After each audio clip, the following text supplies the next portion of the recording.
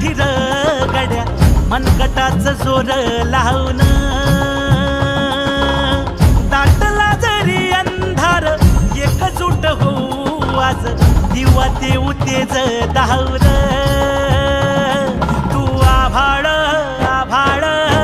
वादळ तुझ तू राजा आसमानीच बळ दावली